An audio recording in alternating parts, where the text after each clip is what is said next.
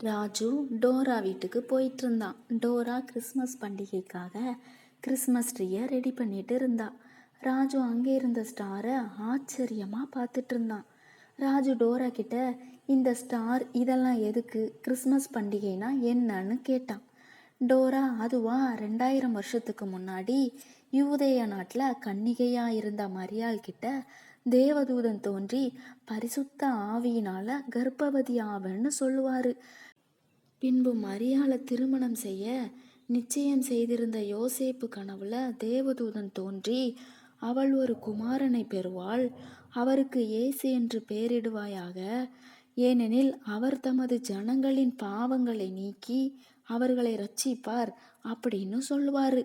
அப்புறம் யூதேயா நாட்டோட அரசன் மக்கள் தொகை கணக்கெடுக்கிற சட்டம் போட்டிருப்பார். அதனால யோசேப்பு மரியாளை கூட்டிட்டு யோசேப்போட சொந்த ஊரான பெத்லெஹேம்க்கு 2 பேரும் போவாங்க. அங்கே அவங்களுக்கு தங்குறதுக்கு சத்திரம் எதுவுமே கிடைக்காது. அதனால ஒரு மாட்டு தொழுவத்தில் ஏசப்பா பிறப்பாங்க.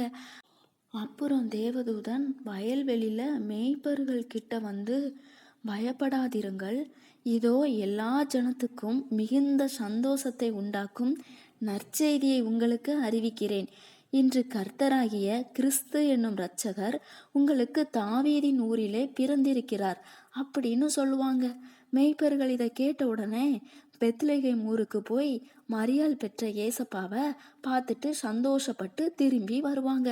அப்புறம் சாஸ்திரிகள் வானத்தில் தோன்றி இருந்த அந்த பெரிய நட்சத்திரத்தை பார்த்து, இது என்ன வித்தியாசமான அடையாளமாக இருக்கே அப்படின்னு அது பின்னாடியே ஃபாலோ பண்ணிட்டு போவாங்க.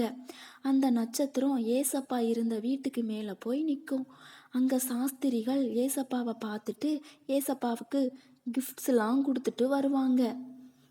நம்மளோட பாவங்களை சுமந்து நம்ம எல்லாரையும் ரட்சிக்க வந்த ஏசப்பா பிறந்ததைத்தான் கிறிஸ்மஸாக கொண்டாடுறோம். நம்ம வாழ்க்கையில் ஏசப்பாவை ஏற்றுக்கிட்டதுனால இருளெல்லாம் விலகி போய் வெளிச்சம் வந்ததுனால தான் எல்லாத்தையும் லைட்டால் அலங்காரம் பண்ணிகிட்ருக்கிறேன். ராஜு, நம்ம 2 பேரும் சேர்ந்து கிறிஸ்மஸ் கொண்டாடலாம்.